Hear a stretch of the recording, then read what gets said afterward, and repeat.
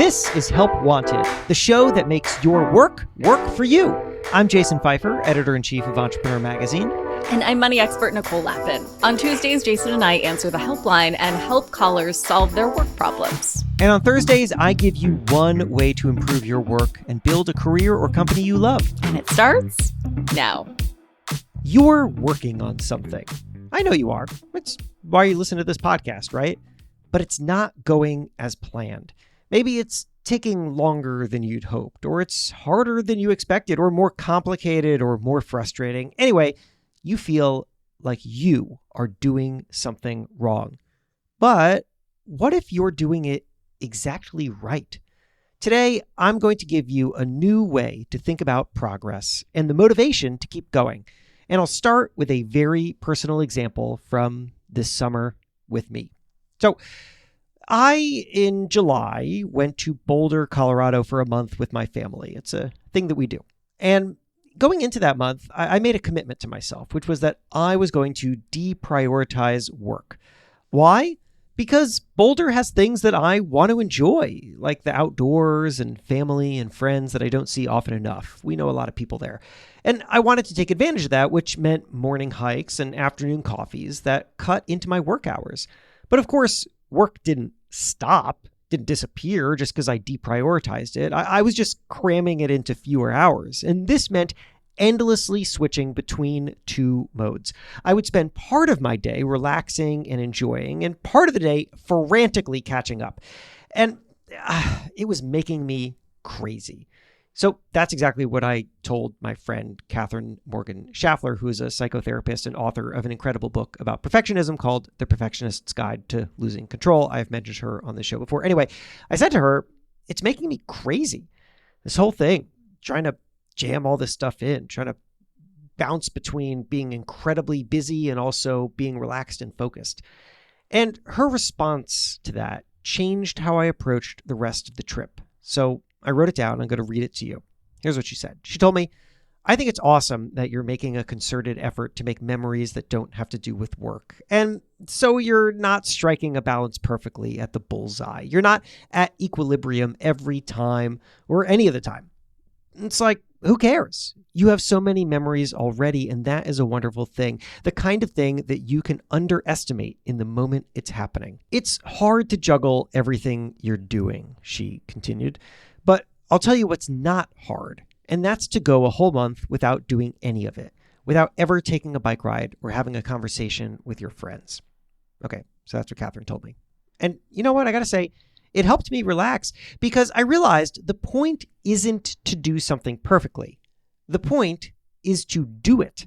That means the accomplishment actually begins the moment you say yes. Let's play a quick game here to appreciate the power of the word yes. I'm going to ask you to do two things. First of all, quick, congratulate yourself on a recent accomplishment. Do you even have one in mind? I don't. Because accomplishments are big things to me and they don't happen daily. Instead, I'm now thinking about all the stuff I want to accomplish but haven't yet. All right. Now, here's the second thing I want you to think about. Quick, congratulate yourself on saying yes to something. Is this easier? It certainly is for me as I think about my time in Boulder. I mean, just even one of the last days that I was there, even though I had a whole lot of work, I said yes to a 10 a.m. hike with friends. And I have to say, it was very nice. It was a great time.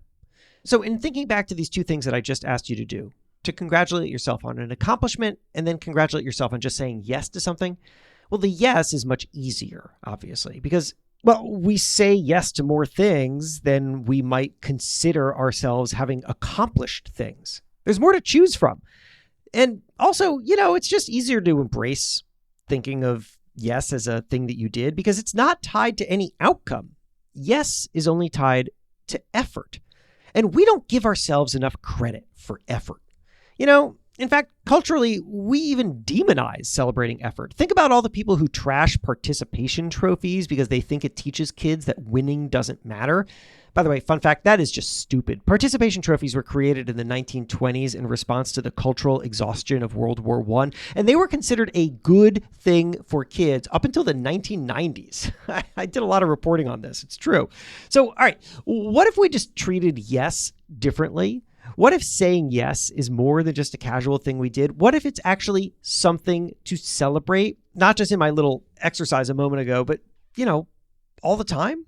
Actually, let's do that right now. If work or life is making you feel a little crazy, then try this. List out 5 things that you said yes to recently. Really, list them out. Grab a piece of paper, hit pause on this podcast for a second. Just list out 5 things. What is worth celebrating? What is a yes that's worth celebrating? Well, here is the sole qualification I'm going to give you. This is it. This is the bar. You had to consider your answer, however briefly. Somebody asked you to do something or you saw some opportunity. You had to take a second and just be like, is this a good idea? I mean, maybe you thought, I don't have the time, or I don't have the energy, or I'm not sure I like that, or that sounds risky, or that sounds uncomfortable, or that's kind of weird. All right, but you said yes anyway. Great. Goes on the list. Here, for example, is my list from Boulder. I said yes to that hike that I told you about, even though I'd have less time for work. I said yes to lunch with a former boss turned friend who lives an hour away from where I was in Boulder. Again, less time for work. I said yes to a unusual speaking engagement, which pays below my usual rate, but it sounded fun, so whatever. I said yes. I said yes to exploring a new business idea with a friend, even though I do not have the bandwidth for that, but I want to make it work, so yes. And I said yes to a big editing project, which I don't know. I didn't want to do it because it sounded tedious, but I know the result's going to be great, so again, yes. Some of these yeses will advance my work. Some just restore my energy, which will be useful when I try to tackle work projects later. Either way, now I and you, by going through this process, have a lot of yeses to feel good about.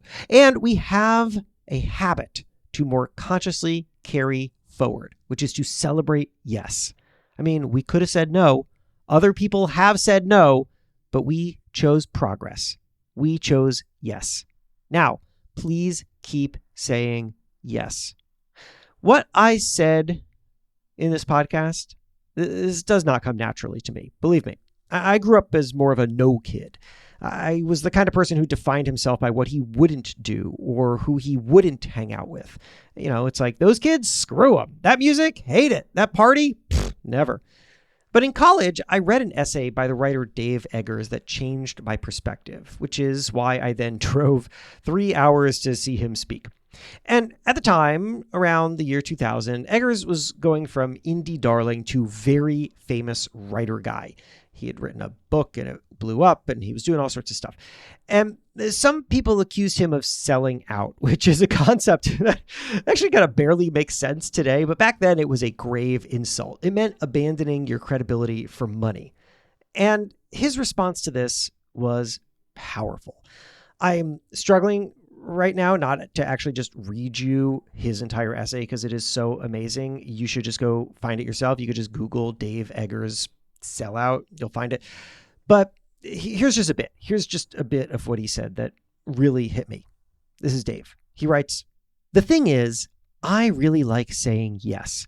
I like new things, projects, plans, getting people together and doing something, trying something, even when it's corny or stupid.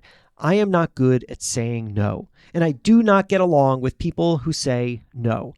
When you die, and it really could be this afternoon, under the same bus wheels I'll stick my head if need be, you will not be happy about having said no. You will be kicking your ass about all the no's you've said. No to that opportunity, or no to that trip to Nova Scotia, or no to that night out, or no to that project, or no to that person who wants to be naked with you, but you worry about what your friends will say. No is for wimps. No is for pussies. No is to live small and embittered, cherishing the opportunities you missed because they might have sent the wrong message."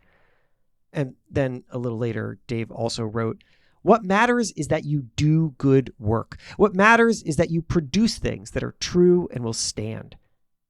That, dear listener, right now, that is what you are working to do. And yeah, sure, it's not easy.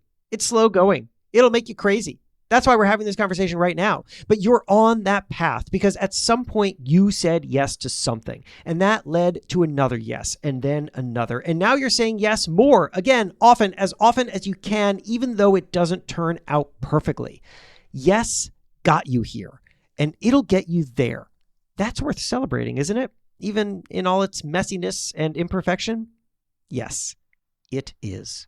And that, by the way, was a message that originated in my newsletter, which is called One Thing Better. It's kind of like a companion newsletter to Help Wanted here. You can find it at onethingbetter.email. That is a web address, onethingbetter.email. Each week, I send out one way to do your work better.